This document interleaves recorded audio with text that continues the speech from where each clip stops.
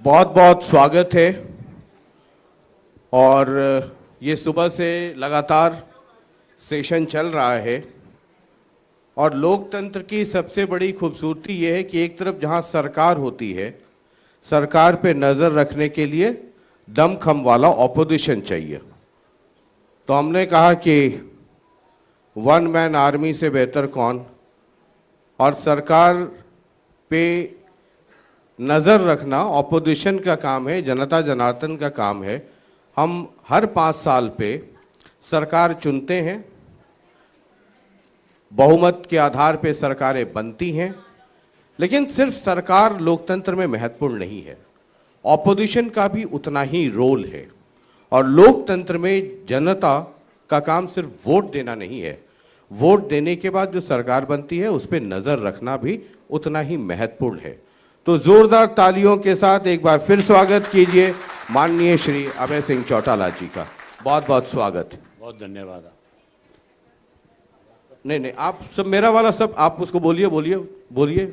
हाँ, बहुत धन्यवाद आपका। मेरे वाले में आवाज़ सर एकदम टनाटन जाती है, ये तो आपको पता है। वो तो ये लोग फैसला करेंगे आवाज़ किसकी टनाटन है। जी स्वास्थ्य ठीक है, सुना है एक बार फिर यात्रा पे निकलने की तैयारी है। उधर राहुल गांधी यात्रा पे निकले हुए हैं, उधर और भी कई लोग यात्रा पे निकले हुए हैं, प्रदेश के कुछ इंडिपेंडेंट एमएलएस भी यात्रा पे निकले हुए हैं। सुना एक बार फिर आप भी यात्रा पे निकल रहे हैं। हमने तो फैसला बहुत पहले किया था जी, और आज इस प्रदेश को जरूरत है। जब से इस प्रदेश के अंदर भाजपा की सरकार बनी पिछले 5 वर्ष में, और अब इस 3 वर्ष में एक ठगबंधन की सरकार बनी, लोग दुखी हैं, परेशान हैं, लोग बदलाव चाहते हैं। और इसीलिए हमने ये फैसला किया, हमारी पार्टी के सभी साथियों ने, कि इस बदलाव में लोगों की बड़ी भूमिका हो। इसलिए लोगों को प्रदेश के 8 वर्ष के कार्यकाल की जानकारी हो कि सरकार ने 8 वर्ष में क्या किया है, कैसे लोगों को धोखे में रखा। आज भी केवल पोस्टर में, अखबार में या आप जैसे लोगों के चैनल के माध्यम से गुमराह करने का एक प्रयास किया जा रहा है। आपने देखा होगा पिछले 5 वर्ष का जो शासनकाल था, लोगों ने उस 5 वर्ष के बाद जब चुनाव आया था तो जो 75 की बात करते थे उन लोगों को सत्ता से बाहर कर दिया था। ये तो कुछ स्वार्थी लोग थे जिन लोगों ने अपने स्वार्थ की पूर्ति के लिए ऐसे लोगों के हाथ में फिर सत्ता सौंपने का काम किया जिनसे लोग छुटकारा चाहते थे, जिनको लोगों ने सत्ता से बाहर कर दिया था। आज इस 3 वर्ष के अंदर मैं अभी देख रहा था, आपके यहाँ पीछे लिखा हुआ है स्कूल के बारे में, स्कूल के बाद स्वास्थ्य के बारे में लिखा हुआ था। मतलब ये सब अच्छी व्यवस्था होनी चाहिए। सुनो ना, स्कूल, स्वास्थ्य जो लिखा है आपने, जो दिखा रहे हो बैकग्राउंड में, जो सरकार सबसे बड़ी अपनी उपलब्धि मानती है कि हमने शिक्षा में सुधार किया, स्वास्थ्य में सुधार किया, और सत्ता में बैठे लोग रोजगार देने की बात करते हैं। ये तीनों चीज़ सबसे महत्वपूर्ण होती है कोई भी स्टेट है उसके लिए। रोजगार भी चाहिए, पढ़े लिखे नौजवान को अगर रोजगार मिलेगा तो वो सरकार को आगे बढ़ाने में बड़ी भूमिका निभाएगा। अगर शिक्षा अच्छी होगी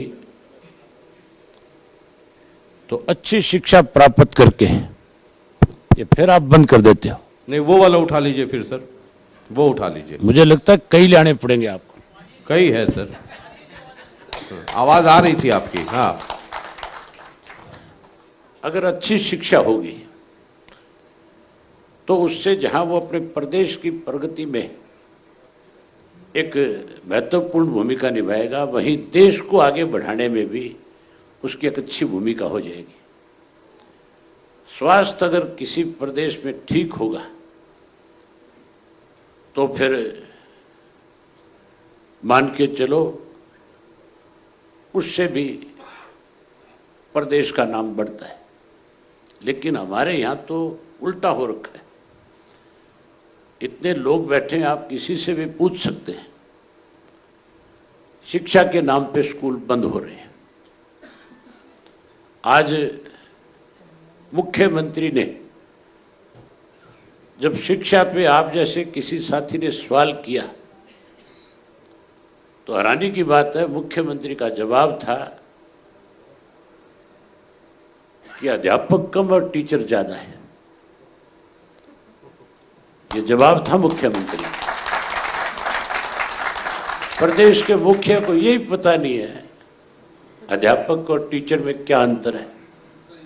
तो शिक्षा के स्तर का तो अंदाजा लगा लेना चाहिए। हमारे प्रदेश के अंदर गवर्नमेंट स्कूल की संख्या जो है वो 11,000 है और प्राइवेट स्कूल की संख्या 15,000 है। तो सरकारी शिक्षा का तो इस बात से भी एहसास होता होगा कि जहां प्रदेश की सरकार अच्छी शिक्षा देने की बात करती है, उसके पास बच्चों को पढ़ाने के लिए पूरे स्कूल भी नहीं है। प्राइवेट स्कूलों की संख्या आज अगर 15,000 ना होती तो हरियाणा के बच्चों को शिक्षा ग्रहण करने के लिए पंजाब में, हिमाचल में, उत्तर प्रदेश में जाना पड़ता। हेल्थ का जहां तक सवाल है, मुख्यमंत्री घोषणा करते हैं और कहते हैं पिछले 8 वर्ष से लगातार कि हम हर डिस्ट्रिक्ट के अंदर एक मेडिकल कॉलेज खोलेंगे। शिक्षा के स्तर को बढ़ावा देने के लिए, खास करके हमारी बच्चियों को अच्छी शिक्षा मिले, उसके लिए कॉलेज खोलने की बात भी करी थी। कॉलेज तो स्कूलों में खोल दिए या कोई और सरकारी बिल्डिंग पड़ी थी उसमें महाविद्यालय के नाम से बोर्ड लगा दिए गए। लेकिन हालत आज ऐसी है कि स्कूल के जो टीचर्स हैं, जिसकी वजह से प्रदेश के बच्चों को अच्छी शिक्षा मिल सके, 47,000 से ज़्यादा पद आज भी टीचर्स के कम हैं। मुख्यमंत्री आएगा 5 बजे, आप उनसे पूछ लेना कि आपके यहाँ टीचर्स की कितनी कमी है। और ये बात तो मैंने मुख्यमंत्री जी से विधानसभा में एक अपना सवाल लगा करके पूछी, जिसका जवाब सरकार की तरफ से आया था कि 47,000 के करीब शिक्षकों की कमी है। ये पिछले साल में था। उसके बाद कोई शिक्षा को लेकर के टीचर्स की भर्ती नहीं हुई। इस 1 वर्ष में जो रिटायर्ड हुए उनकी संख्या और इसमें शामिल होगी। जहां तक हेल्थ का सवाल है, आपकी शिक्षा का भी सवाल है, जो कॉलेज खोल दिए उनके अंदर जो लेक्चरार्स होने चाहिए, प्रोफेसर की भर्ती होनी चाहिए, प्रिंसिपल की भर्ती होनी चाहिए, वो भी नहीं है। एक प्रिंसिपल को 3 कॉलेजों को चार्ज दे रखे हैं। एक लेक्चरार को पढ़ाने के लिए दूसरे कॉलेजों में भेजा जाता है। तो दिवालिया पिट गया शिक्षा का।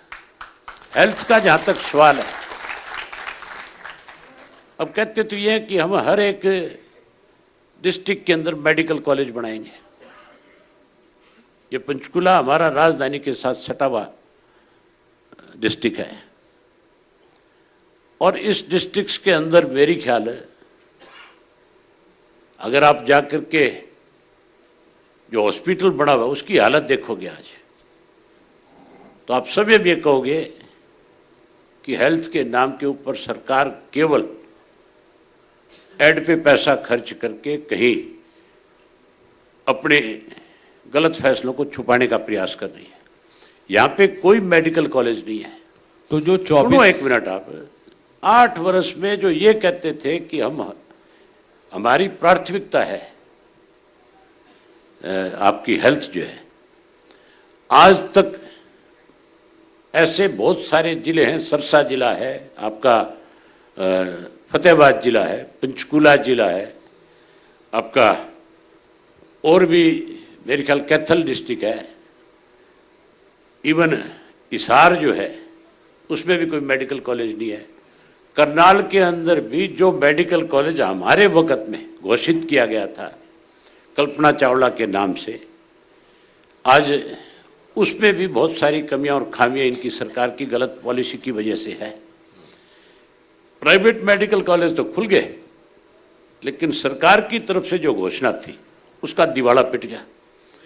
25,000 आज की डेट के अंदर ये सरकार ने स्वयं विधानसभा में माना, जो हेल्थ मिनिस्टर जो होम मिनिस्टर अमित शाह, उन्होंने माना कि 25,000 डॉक्टर्स की आज भी हरियाणा में कमी है। केवल डॉक्टर नहीं, डॉक्टर के साथ साथ टेक्निकल स्टाफ जो है, जो हॉस्पिटल को चलाने में बड़ी भूमिका निभाता है, वो स्टाफ भी किसी हॉस्पिटल में पूरा नहीं।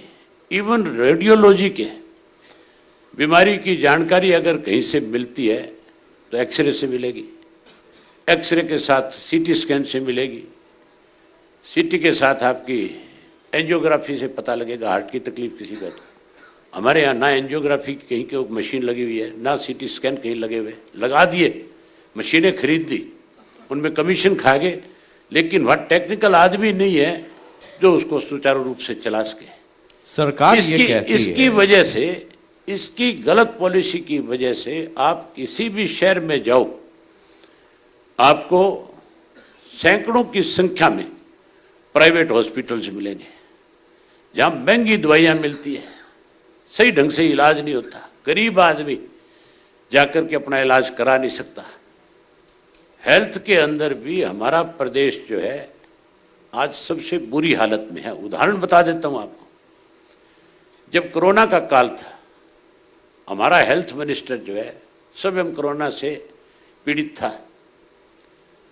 उसने खुद ने अनाउंस किया था कि मेरे यहाँ पे कोरोना का जो है सबसे अच्छा, अगर किसी राज्य के अंदर कोरोना को लेकर के कोई डॉक्टर्स की टीम काम कर रही है तो वो हरियाणा है। हरियाणा के डॉक्टर जब इलाज कर रहे थे और कोरोना जब बेकाबू हुई तो शिफ्ट किया गया पीजीआई, और पीजीआई से आखिर प्राइवेट हॉस्पिटल में ले जाया गया मेदांता। खुद तो इलाज कराने जाते थे मेदांता में, और हरियाणा के अंदर जो कोरोना से पीड़ित लोग थे उनको मरने के लिए छोड़ दिया जाता था सिविल हॉस्पिटल में, जहां उनके खाने का बंदोबस्त नहीं था, दवाइयों का कोई बंदोबस्त नहीं था। इवन ये हालत थी जब कोरोना की पहली लहर आई थी, उस वक्त में डॉक्टर्स के पास पीपी किट नहीं थी। इवन ये जो आपका जो सैनिटाइजर है वो नहीं था, ऑक्सीजन की कमी थी। मुझे कल ही एक जानकारी मिली थी कि इन्होंने वेंटिलेटर खरीदे 500 से ज़्यादा, जो आज भी डब्बों में बंद पड़े हैं, जिनको चलाने वाला कोई नहीं है। पैसा खर्च कर दिया, कमीशन खा गए, लेकिन टेक्निकल आदमी नहीं है इनके पास। ठीक है, ये जो अगली और सुनो, आप सब सुनने के लिए सुन बैठे तो हैं। लो। जहां रोजगार की बात है, सरकार सबसे ज्यादा इस बात को लेकर के कि हमने 75% रोजगार उपलब्ध कराएंगे, हम कानून बना दिया हमने, और कहते हैं कि हरियाणा के बच्चों को अब कहीं दूसरी जगह नौकरी और रोजगार के लिए नहीं भागना पड़ेगा। मैं आपको एक उदाहरण बताता हूं। पिछले 8 वर्ष में सबसे ज्यादा हरियाणा के पढ़े लिखे बच्चे जो हैं रोजगार के लिए विदेश जा रहे हैं। हर महीने 500 से ज्यादा बच्चे जो एवरेज जो है ऑस्ट्रेलिया में, कनाडा में, यूरोप के अलग अलग शहरों में स्टडी वीजा के नाम के ऊपर रोजगार तलाश करने के लिए जा रहा है। पर्टिकुलर 3 कम्युनिटी है हमारे प्रदेश के अंदर जिसका हर घर से बच्चा जो आज विदेश में गया हुआ है। रोड कम्युनिटी है जो सबसे मेहनती थी, उनके बच्चे जब रोजगार नहीं मिला हरियाणा प्रदेश में कहीं, तो आज कोई गांव ऐसा नहीं है, कोई घर ऐसा नहीं है जिस घर का बच्चा विदेश में नहीं गया। लबाना सिख जो है उसका कोई घर ऐसा नहीं है लबाने सिख का जिसके घर में से पढ़ा लिखा बच्चा, चाहे लड़की है लड़का है, विदेश ना चला गया। अगर रोजगार होते यहाँ पे तो फिर बच्चे विदेश नहीं भागते। अगर अच्छी शिक्षा होती तो बच्चे विदेश नहीं भागते। तो कुल जमा ये समझूं कि 24 तारीख से जो आपकी यात्रा निकलेगी, एक तो नज़र 2024 पे होगी, ठीक है, सारी पॉलिटिकल पार्टीज को तैयारी करनी चाहिए, लोगों को जागरूक करना चाहिए, और जो मुद्दे आप गिनवा रहे हैं ये 24 तारीख से जो आपकी यात्रा शुरू होगी उसमें ये तमाम मुद्दे होंगे। ये नहीं, इसके अलावा इस प्रदेश के अंदर जब से ये सरकार बनी है कितने घोटाले हुए आप अंदाजा नहीं लगा सकते। आता हूं, वो मैंने लिखा हुआ है, 24 भ्रष्टाचार और पारदर्शी सरकार, वो है मेरे एजेंडे में। 24 घोटाले हुए जी। अभी यात्रा, पहले एक बार यात्रा करते हैं, उसके बाद फिर उस पर भी आते हैं, भ्रष्टाचार और पारदर्शिता पे भी आते हैं सर, एक एक करके आते हैं। ये जो आप यात्रा निकाल रहे हैं, कई लोग ये कह रहे हैं, और कई लोग आप समझते हैं जो आपसे मोहब्बत करते हैं घर के अंदर भी बाहर भी, मैं भी हूं, मैं तो सर सबसे मोहब्बत करता हूं, बेइंतहा इश्क। वो ये कहते हैं कि जो आपके कुछ अपने हैं वो ये कहते हैं कि एक बार यात्रा निकालें, पता चल जाएगा कि यात्रा निकालना कैसा होता है। चलो, कुछ लोगों को हो सकता है मेरी यात्रा से बहुत ज़्यादा तकलीफ हो जाएगी, लेकिन मैंने एक फैसला लिया है कि मैं 24 तारीख से शुरू करूंगा, फरवरी से, और सिंगार गांव से शुरू करूंगा। उस सिंगार गांव की भी अपनी एक पहचान है। भगवान श्री कृष्ण जब कुरुक्षेत्र का युद्ध जीते तो उसके बाद जब कुरुक्षेत्र छोड़ करके मथुरा जा रहे थे तो सिंगार गांव का प्राचीन मंदिर था, रात वहां जाकर के रुके, और सुबह उस गांव में उन्होंने एक जोड़ था जहां मंदिर है, उस जोड़ के अंदर स्नान किया और वहीं सिंगार किया। तब से उस गांव का नाम सिंगार पड़ा है। जहां भगवान श्री कृष्ण ने उसको नाम दिया वहीं उस गांव की एक अलग पहचान और है। उस गांव में सबसे ज्यादा स्वतंत्रता सेनानी है जिन्होंने इस देश की आजादी में बहुत बड़ी भूमिका निभाई। हरियाणा में सबसे ज्यादा स्वतंत्रता सेनानी उसी गांव से, ठीक है। और आज मेवात का सबसे पिछड़ा हुआ गांव है, केवल इस वजह से कि मौजूदा जो सरकार है उसने अनदेखी करी। ठीक है। कुरुक्षेत्र की बात तो मुख्यमंत्री करता है कि मैं बनारस से भी अच्छा बनाऊंगा, सिंगार की नहीं करता, क्योंकि सिंगार के अंदर मुस्लिम कम्युनिटी के लोग रहते हैं, उनसे ये लोग नफरत करते हैं। मैं भाईचारा प्रदेश का बढ़े, इसके लिए हर कम्युनिटी के लोगों को इस यात्रा के माध्यम से जोड़ने का काम करूंगा, भाईचारा कायम करूंगा। आपकी यात्रा और राहुल गांधी की यात्रा, वो भी भारत जोड़ लें, आप हरियाणा जोड़ लें। कई लोग कहते हैं कि ये जोड़ने में 2024 तक कुछ और न जुड़ जाए। मैंने हरियाणा जोड़ने की बात नहीं कहा है कि मेरी यात्रा का नाम परिवर्तन यात्रा है। अच्छा। मैं तो आपसे भी एक बात कहना चाहूंगा, आप भी चाहते हैं परिवर्तन हो, ये जितने बैठे हैं सब चाहते हैं परिवर्तन हो। इनमें कोई एक आधा ऐसा होगा जो किसी स्वार्थ की वजह से मजबूर होकर के, वो भी मजबूर होकर के ये कहे कि नहीं हम नहीं चाहते परिवर्तन, इसी सरकार को चाहते हैं। लेकिन उनकी कोई मजबूरी हो सकती है, दिल से उनके मन में भी ये बात है कि इनकी रांद कटे। ठीक है, ये 24 से आपकी यात्रा शुरू होगी। हाँ। 20 तारीख को बजट आएगा। ये बजट बहुत महत्वपूर्ण होगा क्योंकि हम हैं तो फरवरी 2023 में, लेकिन सबको दिख रहा है 2024। इस बजट से क्या उम्मीद करते हैं आप? आप बड़ी हैरानी मानेंगे, आपको शायद हमारे प्रदेश की, आप इंटरेस्ट तो बहुत रखते हो इस प्रदेश में, आप हर वक्त इस कोशिश में रहते हो कि यहाँ की छोटी से छोटी बात की जानकारी आपकी हो, आप बारीकी तक जाना चाहते हो। लेकिन इस बार ये भी पता करो आप कि ये बजट का जो सत्र है, अब तक जितने बजट सत्र इस प्रदेश में हुए उनमें सबसे छोटा सत्र है ये। केवल 8 सीटिंग है, जिनमें पहली सीटिंग जो है वो गवर्नर की एड्रेस की है। उस दिन स्वाई गवर्नर के एड्रेस के और कोई काम नहीं होता, एक दिन खराब हो गया चला गया सारा। और गवर्नर भी, जो गवर्नर को एड्रेस करने के लिए लिख करके दिया जाता है। मैं चैलेंज के साथ कह के जा रहा हूं यहां कि गवर्नर भी वो जो किताब में लिख करके देंगे उसको पूरा नहीं पढ़ेगा, क्योंकि उसने उस किताब को जरूर मंगा करके अब तक पता कर लिया होगा कि इसमें कितनी सच्चाई है और कितनी बकवास है। वो भी ये कहेगा कि मैंने पहला एक पैरा पढ़ दिया और आखिरी पैरा पढ़ करके कहेगा कि सारा पढ़ा हुआ मान लिया जाए, ये कह के पीछे छुटाएंगे। एक दिन वो गया, उसके बाद 2 दिन उस पर चर्चा हो रही है, अगले दिन मुख्यमंत्री ने बजट पेश करना है। जिस दिन बजट पेश होगा उस दिन फिर कोई काम नहीं होगा। 2 दिन गए, सीटिंग 6 बची। इसमें एक सीटिंग के ऊपर गवर्नर एड्रेस पे चर्चा होगी, एक में रिप्लाई आ जाएगा।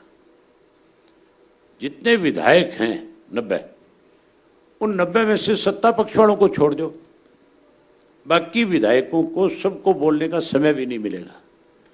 तो फिर उस बजट का लाभ क्या होगा जब एक एमएलए अपनी चर्चा उस बजट पे नहीं कर सकता। नहीं, मैं इस संदर्भ में पूछ रहा हूँ, ठीक है, जो इसीलिए आपका आपको कहना है जायज है। इसीलिए आपको बताना चाह रहा हूं कि सरकार किस तरह से इस बजट सत्र में भी भागने का काम करेगी। मैं इस संदर्भ में भी पूछ रहा हूँ, क्योंकि मुख्यमंत्री जी की लगातार जो सूचनाएं आती हैं, खबरें आती हैं कि बैठकों का दौर चल रहा है, विधायकों से भी राय मांगी जा रही है, एमपी से भी मांगी जा रही है, अलग अलग बिजनेस क्लास हैं उनसे मदद, उनसे उनकी राय मांगी जा रही है, और वो कह रहे हैं कि एक संपूर्ण बजट वो पेश करें। भाजपा की एक नीति है और उसी नीति पे काम करते हैं लोग। ये कहते हैं चिंतन करो, मंथन करो, भोजन करो। ये मंथन करते हैं, चिंतन करते हैं और आखिर में भोजन करके सारी बात को खत्म कर देते हैं। 2 बात कहते हैं कि मैंने एमएलए से पूछा है। अगर मुख्यमंत्री जी बजट के बारे में एमएलए से पूछते तो विधानसभा का सदस्य तो मैं भी हूं और सीनियर मेंबर्स में हूं, मुझे भी फोन करके इत्तला करते या मुझे भी कोई अधिकारी के माध्यम से। नहीं, पिछली बार भी जब बजट पढ़ रहे थे सुन लो आप, तो उन्होंने कहा था कि ये फलाने एमएलए हैं, फलाने इलाके से आप है। पहले बात तो सुन ले मेरी। अपने जो इनके बीजेपी के उनको बुला करके कहेंगे कि ये बजट है, हमारे से पूछो। जो विपक्ष में है उनसे बात करो आप। विपक्ष में बहुत सारे ऐसे एमएलए हैं जो एक्स एमएलए हैं आज की तारीख में, जिनको इस बारे में बहुत सारी जानकारियां होती है। आपने उनसे चर्चा करी, आपने कहा कि हमने एमपीओ से चर्चा करी, तो तेरी पार्टी के एमपी से चर्चा कर ली होगी, किसने रोका भाई? आप उन लोगों से चर्चा करो जो लोग इसके ऊपर आपको कोई अच्छी राय दे सके। इन्होंने किसान बुलाए। हैरानी की बात है कि हरियाणा के अलग अलग जिलों से 2-2, 3-3, 4-4 किसानों को बुला लिया कि किसानों से चर्चा कर रहे हैं। और जब किसान ने इस पे चर्चा करनी शुरू करी तो मुख्यमंत्री खड़े होकर के चले गए और अपने 2-4 अधिकारियों को छोड़ के कि तुम इनसे चर्चा कर लो। किस लिए बुलाए यहाँ पे? ये कहते हैं कि हमने जिला परिषद के मेंबरों को, पंचायत के जो सरपंच हैं उनको, ब्लॉक समिति के मेंबर्स को बुलाया, जिनको सबसे ज्यादा अख्तियार देने की बात करते थे। आज वो सारे सड़कों पे खड़े हैं। आ रहा हूँ, ई टेंडरिंग और पंचायत पे आ रहा हूँ मैं। आपने भी एक बात की थी भ्रष्टाचार की। सरकार लगातार 8 साल से कह रही है कि ये न खर्ची पर्ची वाली सरकार है, पारदर्शिता बहाल रखने वाली सरकार है, और जो आप लोग ऑपोजिशन के लोग कहते हैं कि ये पोर्टल वाली सरकार हो गई है, ये ई टेंडरिंग वाली हो गई है। सरकार के लोगों का कहना है कि ये करप्शन खत्म करने का ये सब तरीका है। आप मुख्यमंत्री आएंगे, उनसे पूछना, इस प्रदेश में 2 दर्जन से ज्यादा घोटाले हुए हैं और मैंने विधानसभा में सबूत के साथ मुख्यमंत्री के सामने दस्तावेज पेश किए कि आपके राज बनने के बाद धान का घोटाला हुआ। और धान का घोटाला छोटा नहीं है, आपको भी समझ में आना चाहिए। आप ये पूछना कि आप सिर्फ ये बता दो कि नमी के नाम के ऊपर जो 200 से 250 रुपया प्रति क्विंटल के हिसाब से किसान की जेब से निकाल करके और लिया जाता है, वो किसके खाते में जा रहा है? नमी के नाम पे पैसा लेती है सरकार, 200 रुपये क्विंटल से लेकर के 250 रुपये तक। वो ये पूछ लो कि मिलर के खाते में गया या जो एजेंसी खरीद कर रही है उसके खाते में गया या वो सरकार के खाते में आ गया या कोई बिचौलिया ले गया। हमने ये बात पूछी मुख्यमंत्री से कि आप केवल ये बता दो कि कहाँ है वो पैसा जो हजारों करोड़ रुपया बनता है हर साल। मुख्यमंत्री का मैं जांच कराऊंगा। आप पूछना जांच होगी क्या? 8 वर्ष बीत गए, जांच तो हम कराएंगे। जब ये सत्ता से बाहर होंगे और हम सत्ता में होंगे, हम इसकी जांच कराएंगे और जो लोग इसके लिए दोषी होंगे, चाहे वो किसी बड़े पद पे रहो, उनके खिलाफ सख्त कार्रवाई करेंगे। उसके अलावा शराब का घोटाला सुनो, उसमें मुख्यमंत्री ने स्वयं ने, होम मिनिस्टर ने तो कहा था मैं एसआईटी का गठन करूंगा, लेकिन कैसे उन शराब माफियों को, शराब माफिया खड़ा करने वाले लोगों को बचाया जाए, उसके लिए एससीटी का गठन कर दिया, जिसके अंदर 3 अधिकारी लगाए गए। टीसी गुप्ता उसका चेयरमैन बनाया गया। उसको कहा गया कि इसकी जांच करके रिपोर्ट दो। टीसी गुप्ता ने अपनी रिपोर्ट बनाई, रिपोर्ट बना करके सरकार को सौंप दी। सरकार उसकी रिपोर्ट से संतुष्ट नहीं हुई और उन्होंने एक और जांच बैठा दी जो विजिलेंस से करवाई गई।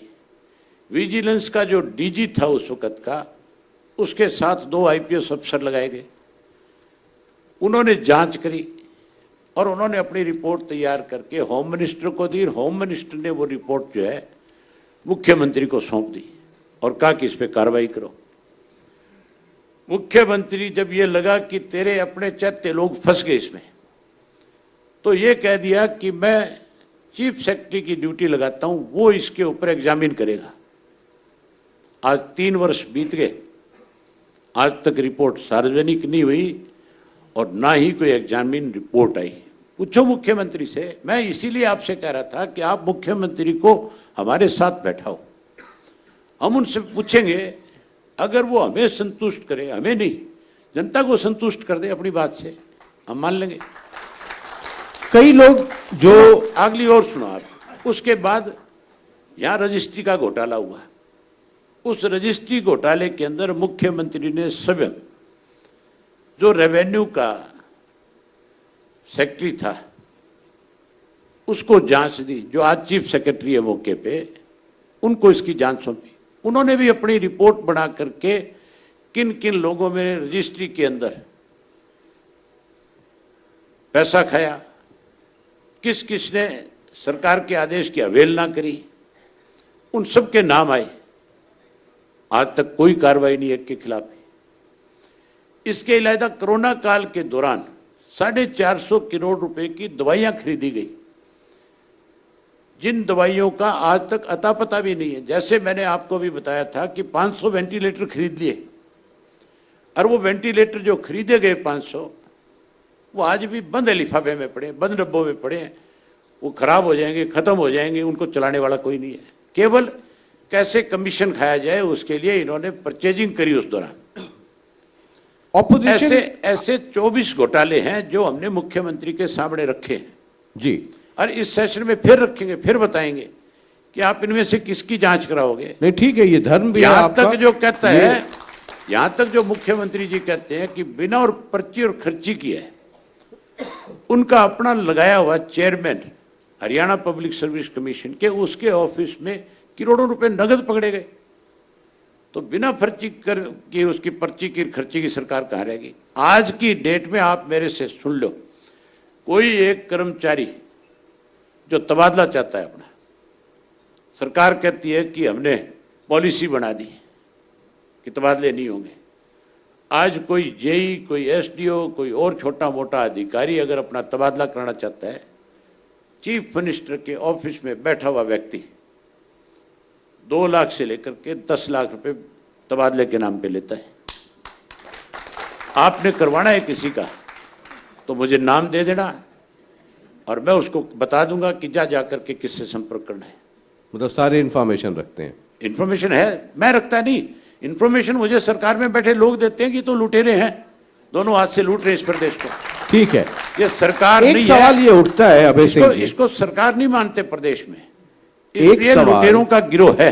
एक सवाल ये उठता है कि चौधरी अभय सिंह जी खुलकर बोलते हैं, सरकार में सदन के अंदर बाहर तो जमकर के बरसते हैं, लेकिन जब अपनी पार्टी के आपके नेताओं के ऊपर आरोप लगते हैं तो फिर आप उनको वैसे ही बचाने पहुंच जाते हैं जैसे दूसरे लोग अपने लोगों को बचाते हैं। आप मुझे नफे सिंह राठी की मैं बात कर रहा हूं, हाँ, आपके प्रदेश अध्यक्ष। मैं ये बात, मुझे पहले से ही इस बात का एहसास था कि सरकार वालों ने कहीं आपसे ये जरूर लिख के दिया होगा। ये मेरा कर्तव्य नहीं है पूछना? नहीं, क्यों आप क्यों समझते हैं कि हर सवाल सरकार?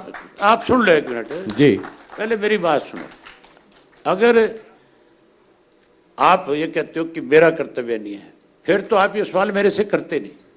इसलिए नहीं करते कि जिस राठी के खिलाफ इन्होंने एसआईटी का गठन किया और नफे सिंह राठी के खिलाफ जिस बयान के तहत, एक ऑडियो का जो बयान था उसके तहत जो एफआईआर लॉन्च करी, आप इस सरकार में बैठे लोगों से ये पूछो कि ऑडियो जब आई थी तब एफआईआर लॉन्च करी।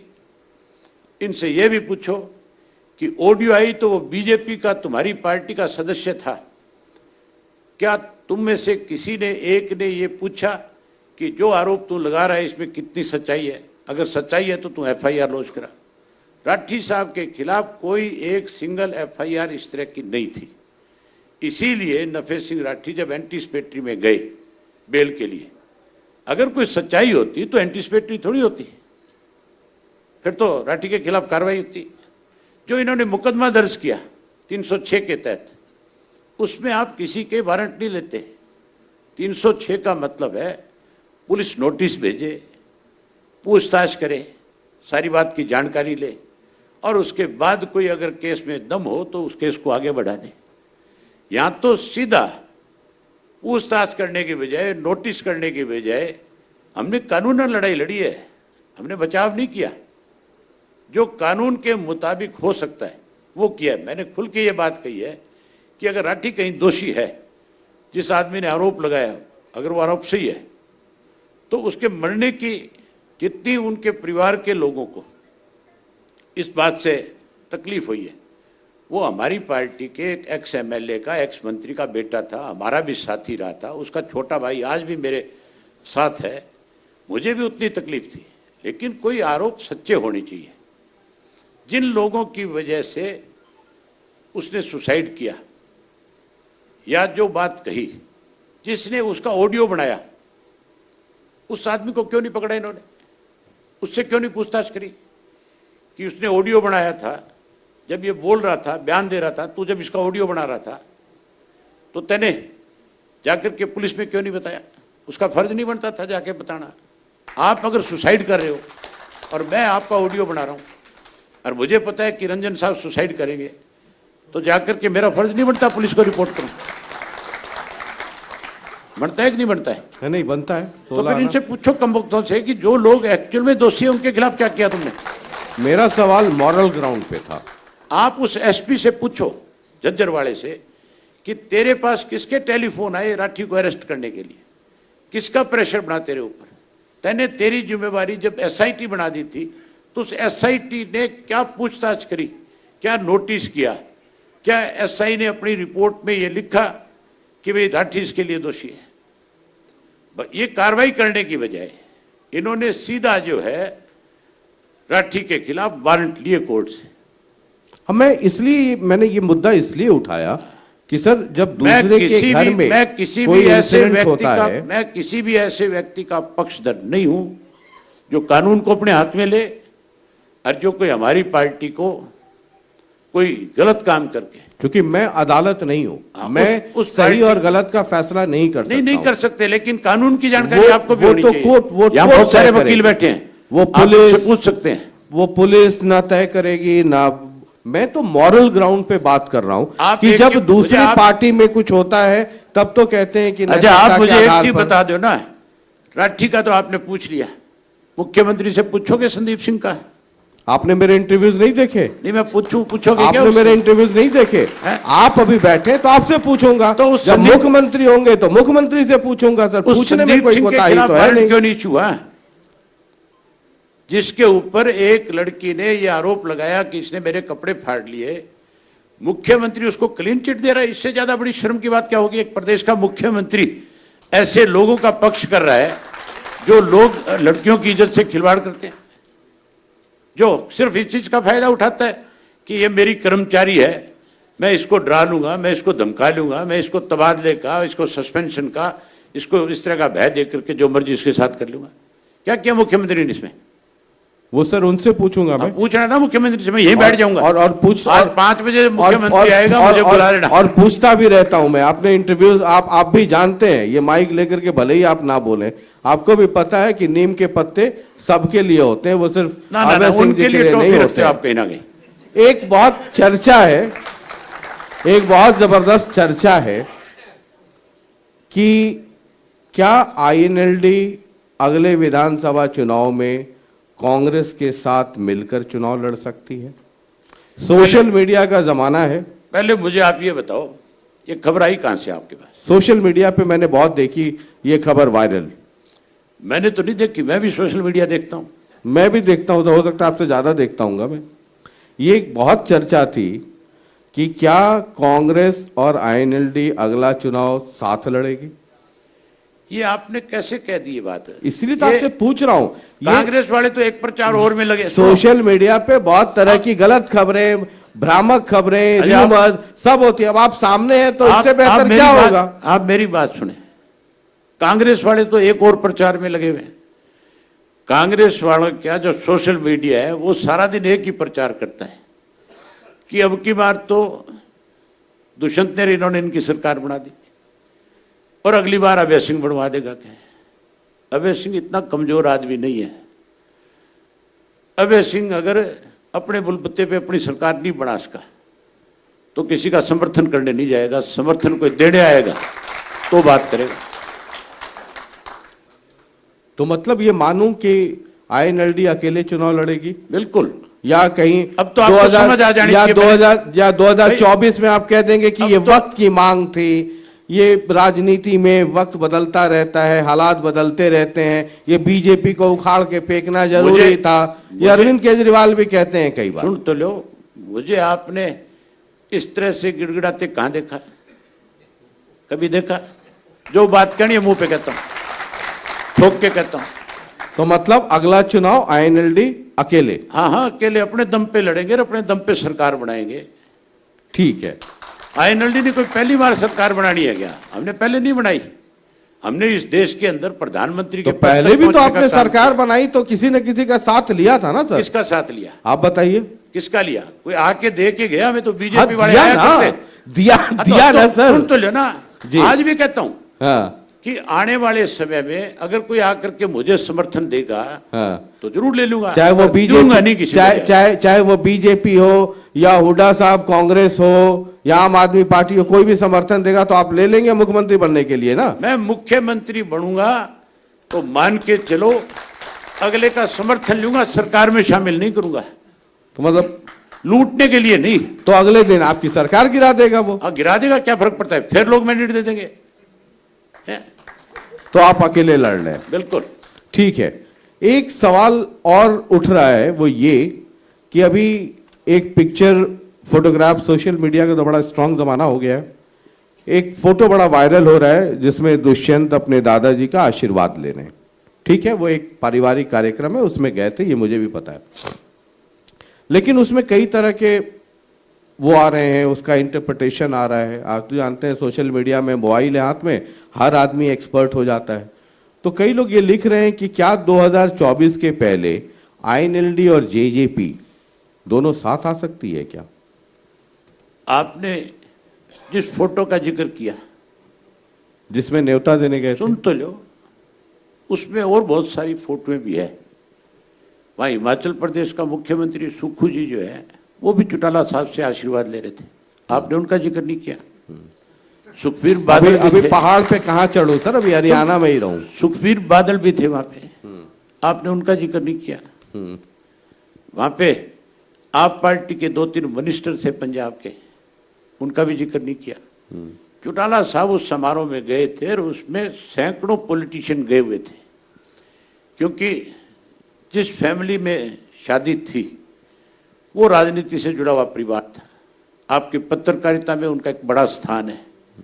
उनके बहुत सारे दोस्त मित्र थे जिनको उन्होंने इनवाइट किया, वो सब लोग वहाँ पे गए।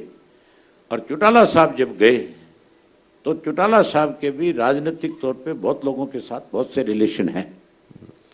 राजनीति में कोई किसी का दुश्मन नहीं है, कोई स्थायी दुश्मनी नहीं है किसी के साथ। जो कहीं राजनीति में एक दूसरे से संबंध रखने वाले लोग हैं, कहीं मिलेंगे तो वो जरूर शेक हैंड करेंगे, जरूर बातचीत करेंगे, होना भी चाहिए। तो वो सब लोग जो गए थे, आपने उनका जिक्र नहीं किया, एक ऐसे व्यक्ति का जिक्र कर दिया जिसका लोग आज नाम लेना पसंद नहीं करते। मैं यही पूछना चाह रहा हूं, समझना चाह रहा हूं। हाँ, तो मैं ये कह रहा हूं, हम हैं 2023 के फरवरी में। आप मेरी बात सुनो, अगर आशीर्वाद लेने गए थे वो लोग तो उनको फोटो में छपवाने की जरूरत नहीं थी। वो फोटो छपवा करके ये दिखाना चाहते हैं भी हमें भी हमारा दादा आशीर्वाद देता है। दादा उनका जो दादा था वो तो कभी का छोड़ गया उनको। मतलब कोई गुंजाइश नहीं है। चौटाला साहब ने साफ शब्दों में एक बात कही है कि मैं 2 तरह के लोगों से बात करना पसंद नहीं करता। एक तो जो देश के साथ गद्दारी करे, उन लोगों के साथ मैं कभी बात करना पसंद नहीं करता। एक जो पार्टी के साथ गद्दारी करे, मैं उन लोगों को पसंद नहीं करता। मैं इसलिए बहुत सीरियसली पूछ रहा हूं, कोई मजाक का विषय नहीं, क्योंकि आईएनएलडी एक ताकत थी। ठीक है, जो ताकत है, जो परिस्थितियां अगर ताकत आज अगर आईएनएलडी ताकत नहीं होती तो आप मुझे नहीं बुलाते यहाँ पे। हाँ, ये सही बात है। आज फिर कोई और बैठा होता। ये कड़वी सच्चाई है कि है ताकत, वजूद है आपका, आपकी अपना एक महत्व है आपका, आपकी पार्टी का। लेकिन ये भी तो सत्य है ना अभय जी कि जिस तरीके से पार्टी टूटी और 2 हिस्से में बट गई, कार्यकर्ता भी रहे। चलिए ठीक है, पुरानी बात है। आपने लिख तो रखा है यहाँ पे बदलाव के 8 वर्ष, इसीलिए आप सवाल इस तरह के कर रहे हो जैसे हमारी पार्टी को आपको बहुत चिंता है। आपने चुनाव लड़ना हमारी पार्टी से? मैं तो कांग्रेस से भी पूछ रहा था, कांग्रेस से भी मुझे तो सर कोई 5 आदमी वोट नहीं देगा, मेरे जैसे आदमी को कोई 5 नहीं देगा। आप मेरी पार्टी से चुनाव लड़ो, हमारी पार्टी से चुनाव लड़ो। आपके बिहार के बहुत लोग फरीदाबाद में रहते हैं, रंजन साहब को जानते भी हैं, आप ईमानदार आदमी हैं। आजकल आप जैसे लोगों को पसंद करते हैं, आप 100% विधानसभा में आओ। ठीक है, तो मैं एक ये मानूं 2024 के लिहाज से कि किसी भी पार्टी के साथ आईएनएलडी का गठबंधन नहीं होगा। Point number 1। Point number 2, JJP और आईएनएलडी के विलय की बात करना बेकार है, समय की बर्बादी है। ऐसी कोई संभावना नहीं है, क्योंकि आप जैसे साथियों का टाइम पास है। हाँ, टाइम पास है। बेकार में तो बेकार आपने टाइम पास करके उसको सॉफ्ट कर दिया। मैं तो कह रहा हूं कि बेकार की बात है ये बात करना। कई लोग ये कहते हैं कि अभय जी बोलते तो बहुत तगड़ा हैं भी बहुत आक्रामक, अकेले ही शेर की तरह दहाड़ते रहते हैं, लेकिन जब बीजेपी को दबाने का टाइम आ जाए वहां पे अभय जी कोई ना कोई रास्ता निकाल लेते हैं और बीजेपी को परोक्ष रूप से उनकी साख भी बची रह जाती है और बीजेपी का भी काम हो जाता है। कहां पे देखा आपने, ये तो बताओ है? ऐसा मतलब कब हुआ? उदाहरण देकर के बताना शुरू करूं? बताओ तो जरूरी है। हालांकि वो राज्यसभा का जब मैं जिक्र करूंगा तो आप कह देंगे कि वो एक व्यक्तिगत रिलेशन था। इसके पहले भी आपने कहा। आप पहले एक राज्यसभा का और जिक्र करें जी, सुभाष चंद्रा का। सुभाष चंद्रा को मेंबर पार्लियामेंट किसने बनाया था? आप बताओ ना। आप बताइए ना कि नहीं, आप बताओ किसने बनाया, आपको पता है? हाँ, पता तो है। हाँ, तो लेकिन मुझसे ज्यादा पता ना, आप मुझसे ज्यादा पता होगा। आपको पेन भी पता है, आपको स्याही भी पता है। नहीं, आपको फिर इस बात में शर्म नहीं करनी चाहिए ना बताने में। जी, सुभाष चंद्रा को बनाने में सबसे बड़ी भूमिका भूपेंद्र हुड्डा की थी। भूपेंद्र सिंह हुड्डा से पूछो कि तू 2 दफा चीफ मिनिस्टर रहा, राज्यसभा का वोट कास्ट करने गया था तो बैलेट पेपर खाली क्यों छोड़ करके आया? पेन की स्याही किसने बदली? भाजपा और कांग्रेस एक हुई कि नहीं हुई? हुई थी कि नहीं हुई थी? रही मेरे वोट का जो सवाल था, मेरे पास भूपेंद्र सिंह हुड्डा वोट मांगने नहीं आया। हरियाणा में राज्यसभा का चुनाव था, ये विपक्ष का नेता था, इसकी जिम्मेवारी बनती थी कि मेरे से वोट मांगता। जब भूपेंद्र सिंह हुड्डा का बेटा चुनाव लड़ रहा था राज्यसभा का, भूपेंद्र सिंह हुड्डा जी ने मुझे टेलीफोन करके और मेरे से वोट मांगा था। अपने बेटे के लिए वोट तो मांग लिया, बेटे के वक्त, हाँ, अपने बेटे के लिए तो वोट मांग लिया था, लेकिन अब जब चुनाव हुआ तो वोट नहीं मांगा। और ना मेरे से मुख्यमंत्री ने वोट मांगा, ना मैंने मुख्यमंत्री को वोट दिया। मुख्यमंत्री जी आएंगे, आप पूछ लेना। मुख्यमंत्री ने तो चौधरी रणजीत सिंह के सामने ये बात कही थी कि अभय सिंह ने तो भूपेंद्र सिंह हुड्डा से बात कर ली, वो तो कांग्रेस को वोट देगा। ये रणजीत सिंह को भी मेरे रूबरू करा लो, मुख्यमंत्री को भी करा लो, दोनों की बात थी। चौधरी रणजीत सिंह ने मेरे से ये बात करी कि क्या कोई ऐसी बात हुई है? मैंने कहा मेरी किससे क्या बात हो, मैं आपको कोई जवाब दूं? आपका मेरे पे कोई दबाव है? आपकी वजह से मैं विधायक हूं, ये फैसला मैंने करना है। और मैंने ये फैसला इसलिए लिया विनोद शर्मा के बेटे को वोट देने का कि जब चौटाला साहब तिहाड़ जेल में थे, उस वक्त विनोद शर्मा का लड़का भी उसी जेल में था और उसने अजय सिंह से भी ज़्यादा ध्यान चौटाला साहब का रखा। मैं रोज़ मिलने जाता था, वो रोज़ मुझे मिलते थे। चौटाला साहब सभी में बात करते थे कि भाई ये इसने हमारा बहुत ख्याल रखा है। मैंने चौटाला साहब से बात करी थी इस बारे में कि आज ये परिस्थितियां हैं, मैं भाजपा को वोट नहीं देना चाहता, ना मैं कांग्रेस के पक्ष में जाना चाहता। मैं भी मना कर सकता था वोट देने से, लेकिन विनोद शर्मा का लड़का जो था वो इंडिपेंडेंट कैंडिडेट था और उसने आकर के मुझसे ये कहकर वोट मांगा था कि हम इंडिपेंडेंट हैं, हमें तो वोट फलां लोग दे रहे हैं, हम तो आपसे आपका वोट लेने के लिए आए हैं। मैंने कहा भी आपका एहसान है, मैं हर हालत में आपको वोट दूंगा, एहसान उतारूंगा। क्या गलत किया? ठीक है, ये क्या गलत किया ये बताओ ना ठीक है, ये तो सफाई आपकी पहले भी नहीं फिर जब पहले थी आपको पता तो फिर क्यों क्वेश्चन किया? नहीं, मैं तो हर बार पूछूंगा, हर बार। फिर तो क्वेश्चन खत्म हो गया ना। ये बताइए, मानते भी हो कि बिल्कुल ठीक है, ये बताइए, फिर उसके छेड़खानी करवाई जाती है आपसे। ये बताइए कि हरियाणा में असली ऑपोजिशन है कौन? अभय सिंह चौटाला INLD या भूपेंद्र सिंह हुड्डा कांग्रेस, ये फैसला या आजकल आम आदमी पार्टी भी है या दूसरी पार्टियां भी हैं? फैसला मैं नहीं कर सकता, ये फैसला आप भी नहीं कर सकते। ये आम जनता जो है वो इस बात का फैसला करती है कि कौन अपोजिशन है, कौन आज हमारी बात को अच्छे तरीके से सत्ता के सामने रख सकता है, सत्ता को मजबूर कर सकता है। आप आना, विधानसभा का सेशन शुरू होगा, आज जो सेशन यहाँ कर रहे हो विधानसभा में आके हमारा भी देख लेना, आपको पता लग जाएगा कि कौन प्रदेश के लोगों की जो आज कठिनाई है उसके लिए सरकार को आगाह कराता है और मजबूर करता है, किस तरह से सरकार उसके आगे भागती है। क्योंकि भूपेंद्र सिंह हुड्डा कहते हैं बीजेपी की मदद करते हैं, आप कहते हैं कि भूपेंद्र सिंह हुड्डा बीजेपी को बचाए फिरते हैं। ये तो आप भी मानते हो कि हुड्डा ने बचाया बीजेपी को, तो आप मानते हो, आपने भी मानी है सुभाष चंद्रा की बात, मानी कि नहीं मानी? 2024 की तस्वीर कैसी देखते हैं? पूछ रहा हूं भी सुभाष चंद्रा को राज्यसभा का मेंबर बनाने में भूपेंद्र सिंह हुड्डा का हाथ था कि नहीं था? आप ये बात मानते हो या नहीं मानते हो? अब आपकी बोलती बंद होगी। 2024 कैसे देखते हैं आप? बता दिया मैंने आपको 2024 के बारे में। हमारी पार्टी अकेले चुनाव लड़ेगी, हम लोगों के भरोसे से 100% सरकार बनाएंगे। और अगर नंबर्स, चूंकि वो तो पब्लिक के हाथ में किसको वोट देती है क्या करती है, विधानसभा में अगर नंबर्स ऊपर नीचे हुए, क्योंकि नंबर्स का खेल है सरकार बनाने के लिए, तो INLD किसी को समर्थन देके सरकार नहीं बनवाएगी। समर्थन कोई देने आता है तो लेकर के मुख्यमंत्री बनकर के सरकार बनाएगी, और वो समर्थन देने वाला सरकार में भी नहीं होगा।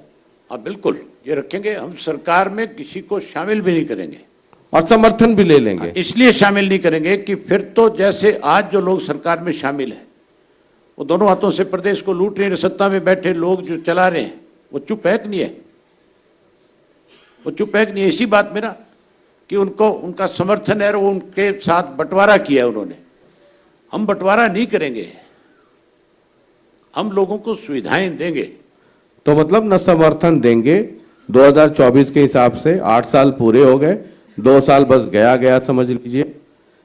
तो समर्थन देंगे नहीं, समर्थन कोई देने आता है तो ले लेंगे, लेकिन वो सरकार में शामिल नहीं होगा और चुनाव अकेले लड़ेगी INLD। बिल्कुल।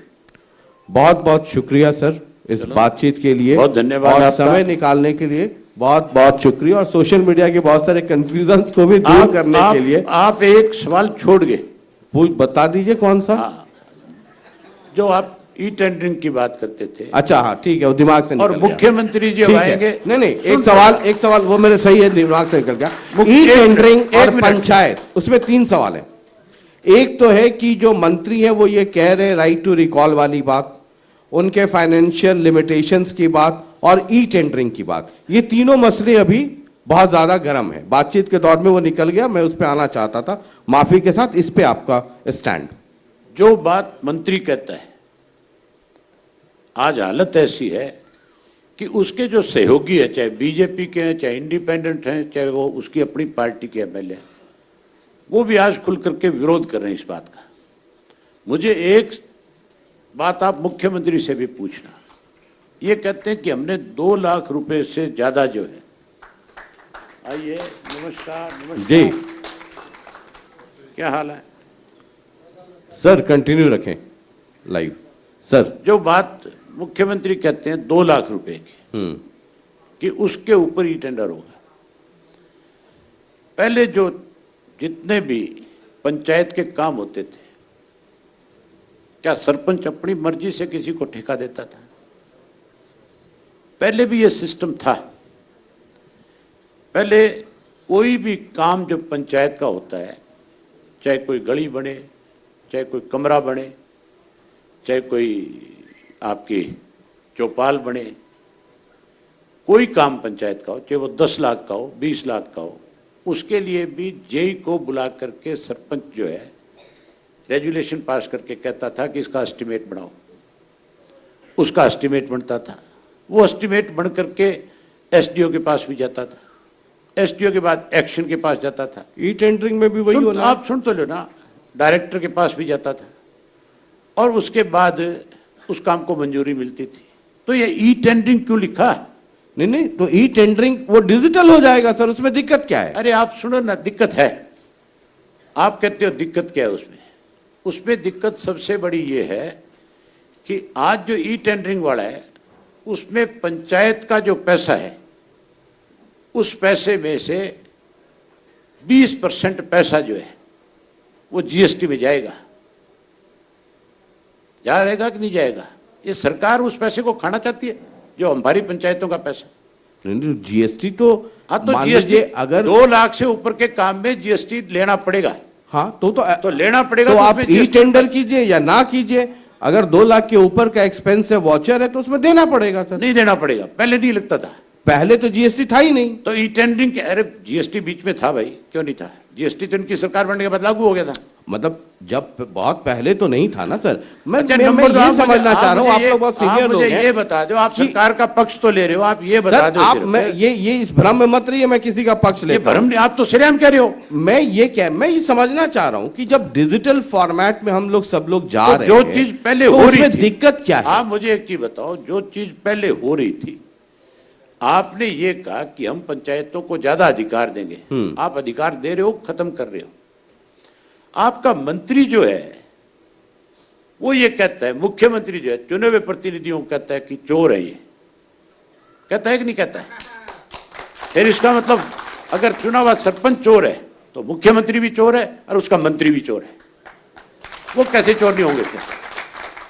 उनको अगर कोई चोर कहता है, उनको बड़ी तकलीफ होती है कि हमें चोर कहता है। जो दोनों हाथों से इस प्रदेश को लूट करके खा गए, जिन पे 24 बड़े घोटालों के आरोप है, उन लोगों ने जिन्होंने चोरी करी और जो चोरी करवा रहे हैं आज, उन लोगों को तो जब आप कहते हो तो तकलीफ होती है। और जो चुनकर के आए हैं, जिन्होंने ये कहा कि 2 करोड़ लग गया, किसी का 4 करोड़ लग गया।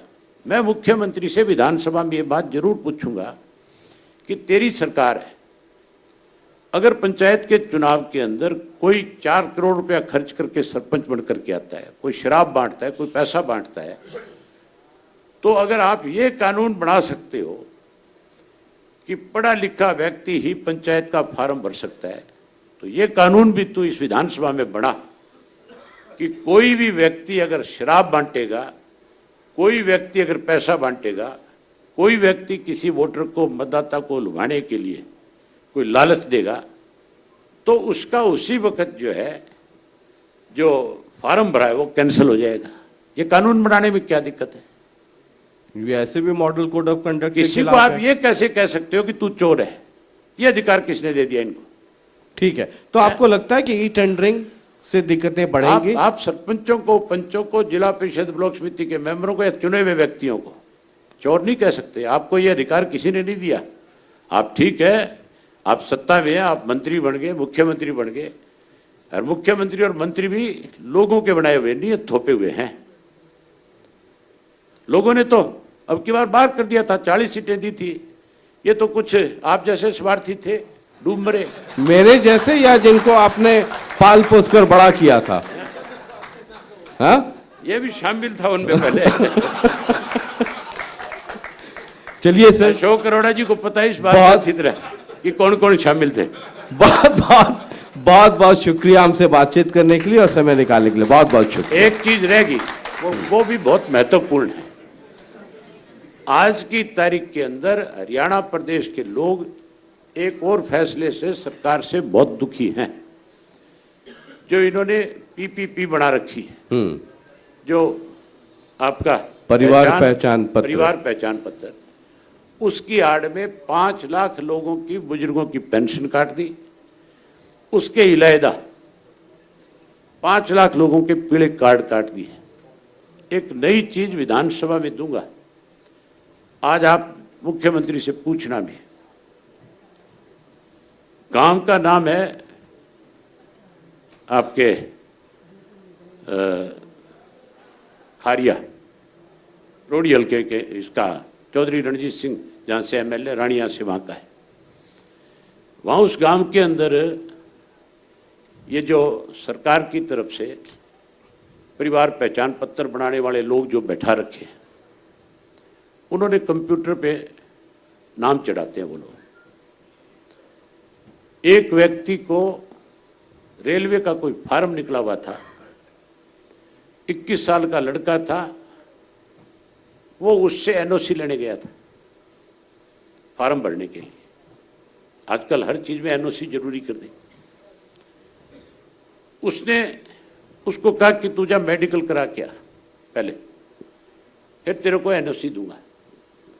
और मेडिकल में उसने मेडिकल करवाना लिखने की बजाय डॉक्टर को लिख करके भेज दिया कि इसकी नसबंदी कर दी जाए। ये हंसने की बात नहीं है। नहीं, ठीक है, ये बहुत मतलब सीरियस मामला है, ह्यूमन एरर है। वो लड़का गया, उसने जाकर के वो उसका लिखा हुआ लेटर दे दिया किले, और डॉक्टर ने उसकी नसबंदी कर दी।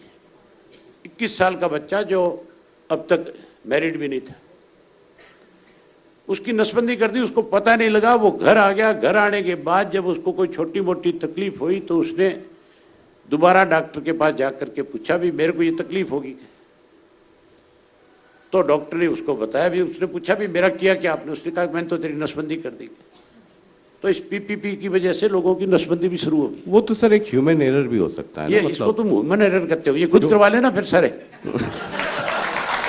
चलिए sir, thank you very much.